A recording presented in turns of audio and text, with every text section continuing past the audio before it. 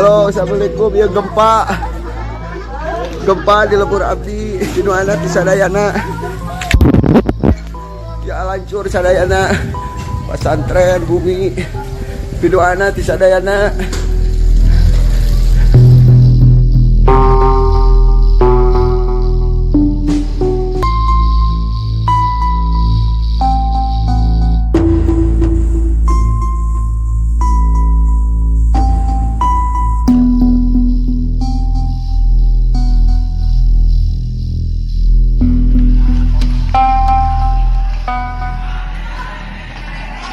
Halo, assalamualaikum. Ya gempa, gempa di Lembur Abdi, di Nuana di Sadayana.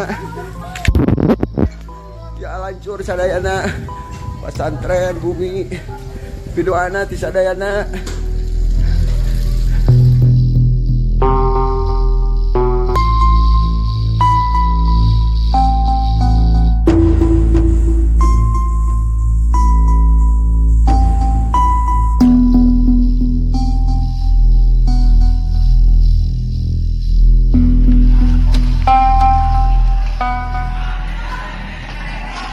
Halo, assalamualaikum. Ya gempa, gempa di Lembur Abdi, di Nuana di Sadayana.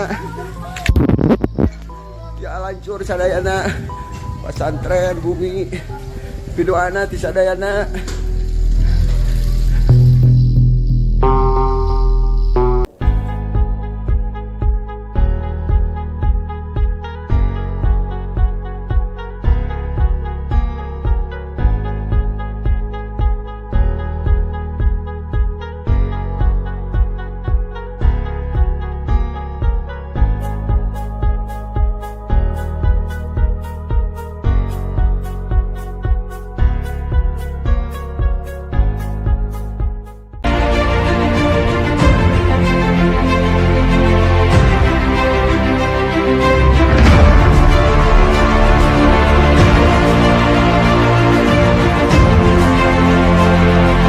Bertemu kembali dengan saya Rina Solihin dalam channel Rina Menjawab. Teman-teman, bagaimana kabar Anda semuanya? Ya, saya berharap teman-teman semua dalam keadaan baik ya. Walaupun kita masih dalam masa berlangsungkawa, berduka cita teman-teman atas gempa yang sangat dahsyat yang terjadi di Cianjur pada hari Senin tanggal 21 November 2022. Korban dari bencana alam ini cukup dahsyat teman-teman ya. Banyak sekali memakan korban jiwa. Teman-teman, kita berdoa untuk Cianjur. Semoga saudara-saudara kita di sana diberikan kekuatan dan ketabahan oleh Tuhan Yesus teman-teman. Bukan hanya korban jiwa yang berdampak, tetapi juga kerugian material yang tidak sedikit teman-teman. Kita melihat sekitar 2.834 rumah rusak berat rata teman-teman dengan tanah ya. Belum lagi yang rusak yaitu rumah-rumah yang rata dengan tanah, ada lagi yang rusak berat ya. Kemudian ada yang sudah retak-retak dengan gempa susulan pukul 18 pada hari Selasa 22 November 2022 teman-teman. Itu terjadi lagi gempa susulan dan puji Tuhan tidak terlalu kuat, di sekitaran 2,9 magnitudo teman-teman. Sementara yang pada hari Senin itu sangat lumayan kuat ya, yaitu 5,6 magnitudo teman-teman ya. Makanya banyak sekali memporak-porandakan bangunan dan juga memakan banyak korban jiwa ya. Saudara-saudaraku yang terkasih di dalam Tuhan,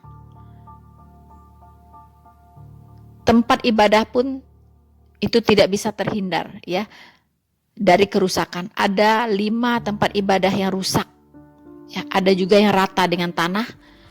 Kemudian 13 fasilitas pendidikan rusak teman-teman, sekolah-sekolah, pesantren-pesantren.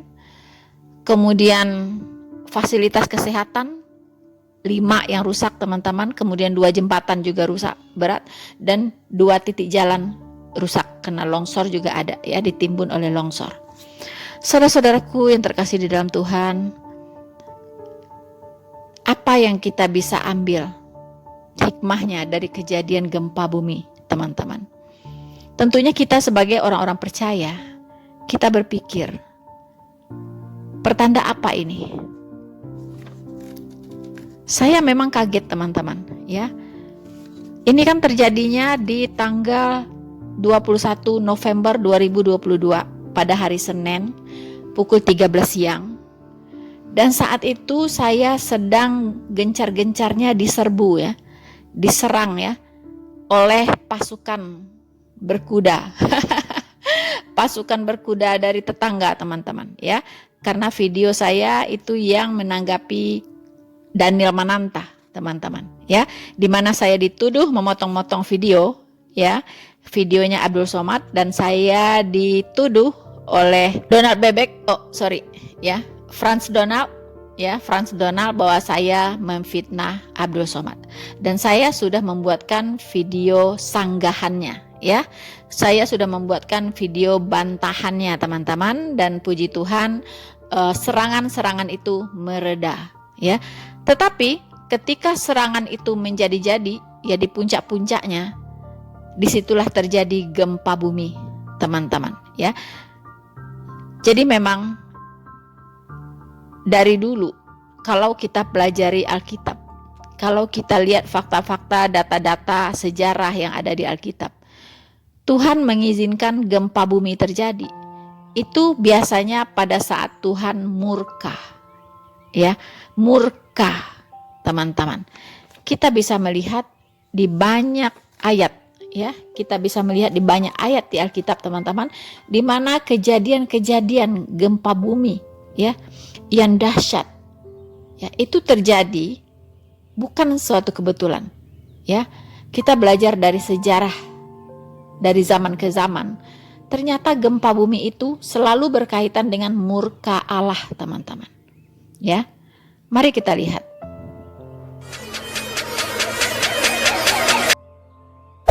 Hey there. Subscribe to my channel. And also press this bell icon.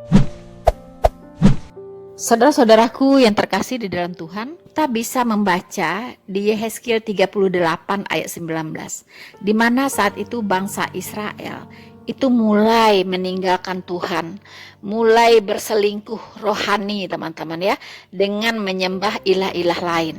Walaupun kasih Tuhan kepada Israel itu tidak terhingga, selalu, ya, Tuhan menyertai Israel dalam keadaan apapun, ya. Tetapi tetap saja, contohnya ketika bangsa Israel dibawa keluar dari tanah Mesir, Tuhan di perjalanan menunjukkan berbagai macam mukjizat, ya, di depan mata bangsa Israel ini. Tetapi tetap saja mereka bisa-bisanya, ya, membuat lembu emas di perjalanan kemudian disembah, teman-teman. Ya, ini kan luar biasa, ya, bangsa Israel ini, teman-teman.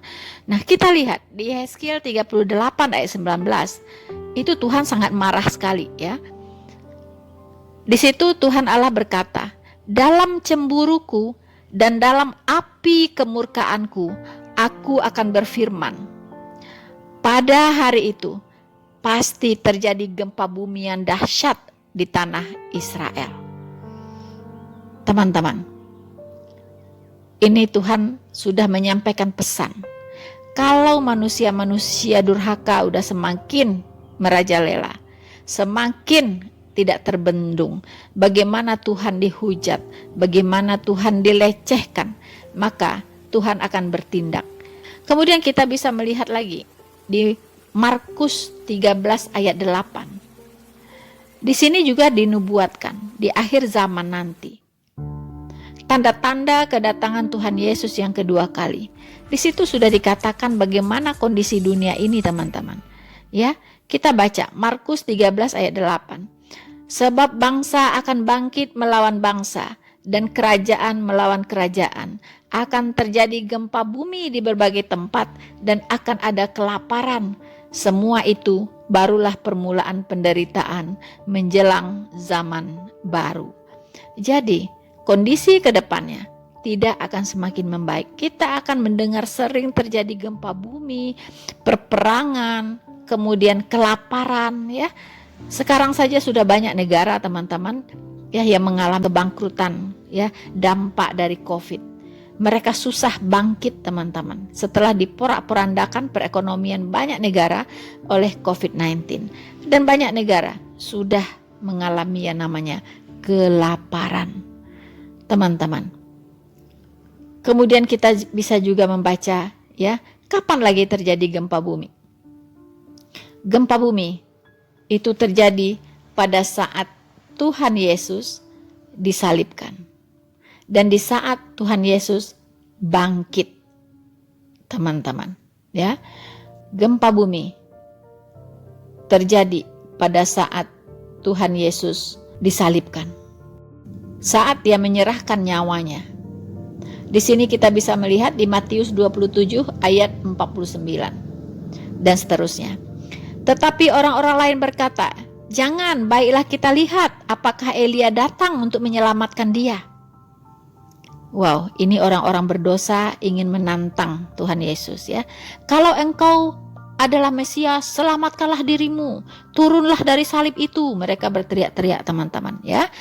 Dan bahkan ada yang berkata, kita lihat apakah Elia datang untuk menyelamatkan dia. Artinya, apakah Allah akan menyelamatkan Yesus Kristus dari salib itu. Tapi di ayat 50 dikatakan, Yesus berseru pula dengan suara nyaring lalu menyerahkan nyawanya. Apa yang diserukan oleh Tuhan Yesus? Sudah selesai. Apa yang sudah selesai? Yaitu karya penyelamatannya sudah selesai dia kerjakan teman-teman. Dan saat itu, ya, tabir bait suci terbelah dua dari atas sampai ke bawah dan terjadilah gempa bumi dan bukit-bukit batu terbelah dan kuburan-kuburan terbuka dan banyak orang-orang kudus yang telah meninggal bangkit. Begitupun teman-teman yang terjadi saat kebangkitan Tuhan Yesus. Gempa bumi pun terjadi, tidak kalah dahsyatnya ketika malaikat Tuhan turun menggulingkan batu yang menutup kuburan Tuhan Yesus. Kita bisa baca di Matius 28 ayat 2. Maka terjadilah gempa bumi yang hebat sebab seorang malaikat Tuhan turun dari langit dan datang ke batu itu dan menggulingkannya lalu duduk di atasnya. Ya. Jadi malaikat Tuhan datang turun dari langit menggulingkan batu ya yang menutupi kuburan Tuhan Yesus. Karena apa? Karena Tuhan Yesus mau keluar gitu. Dia bangkit dan pergi ke pasar teman-teman ya, menampakkan diri kepada banyak orang.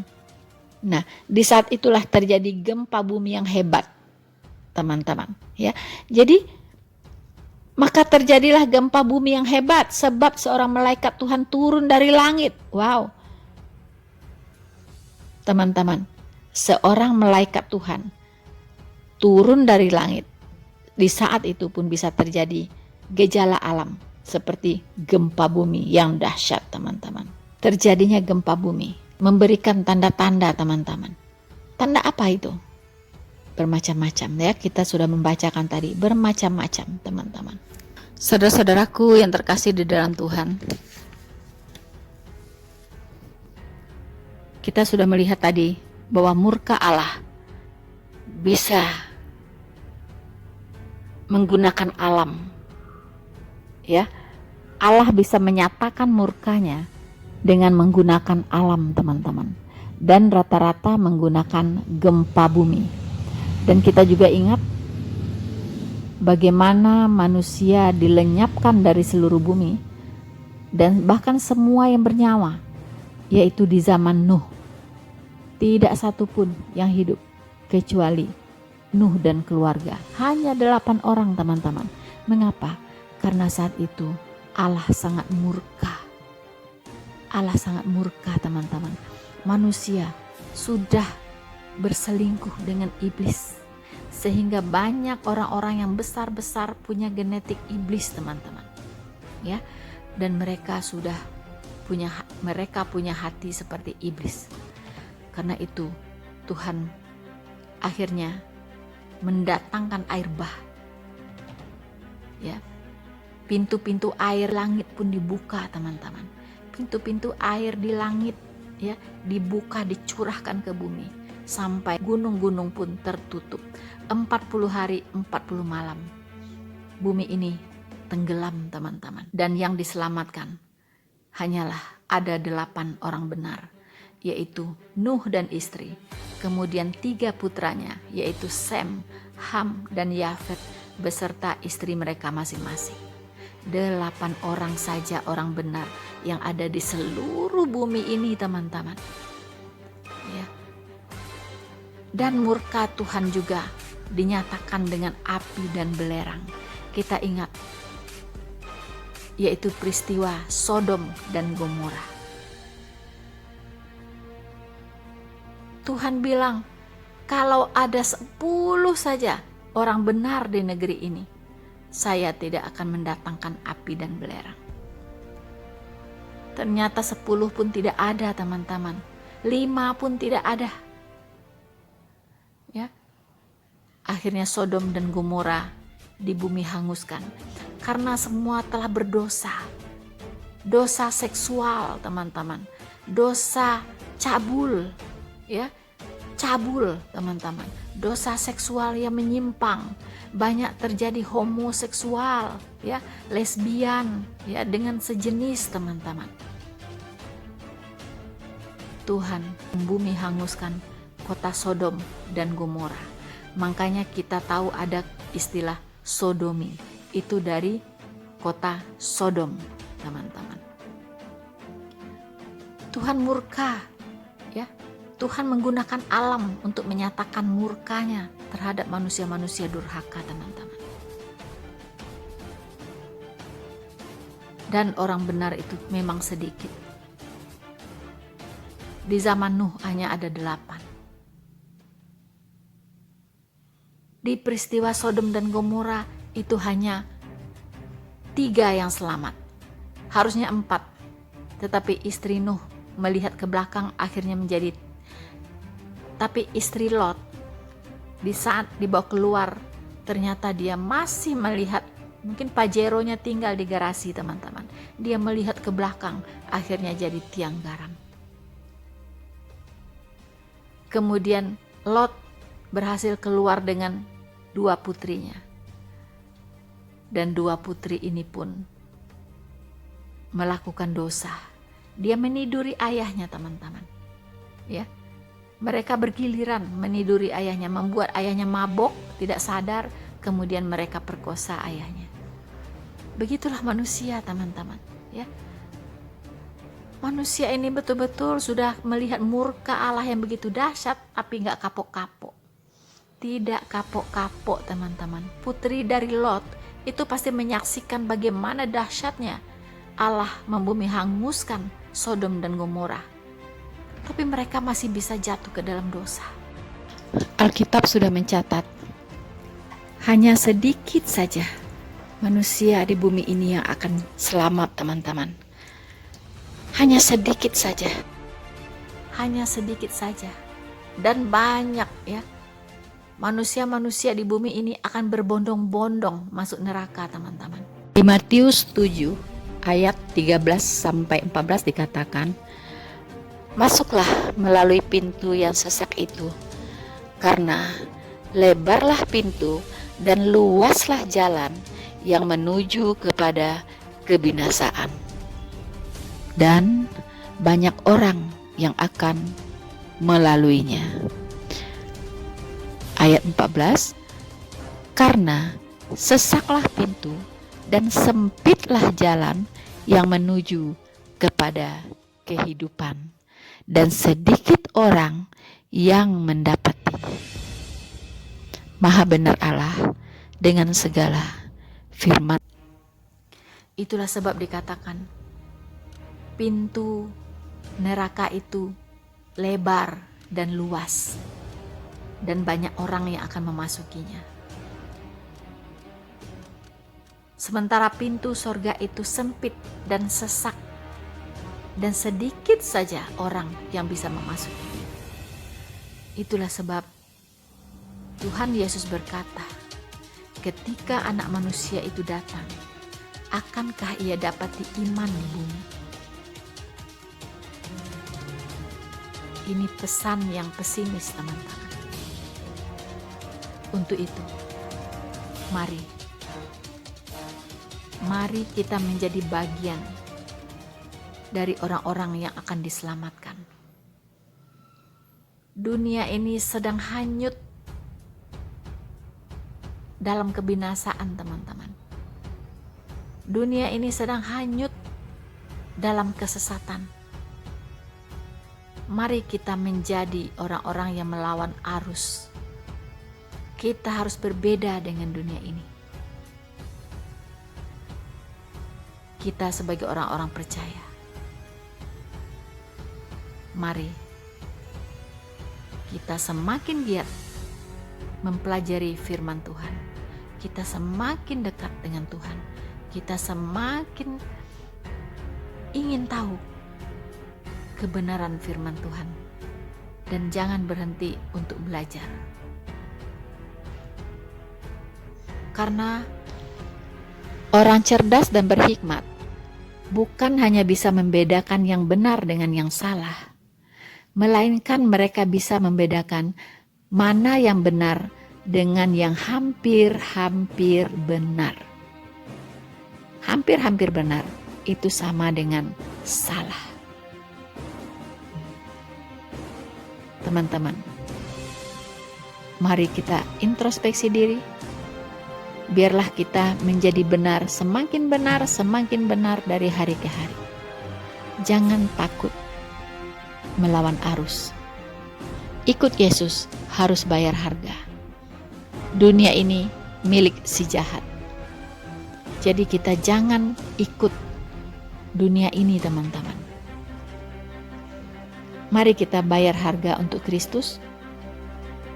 Beritakan Injil kepada semua makhluk. Siapa yang percaya akan diselamatkan, siapa yang tidak percaya akan dihukum.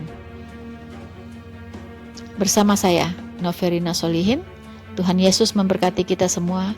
Maranatha.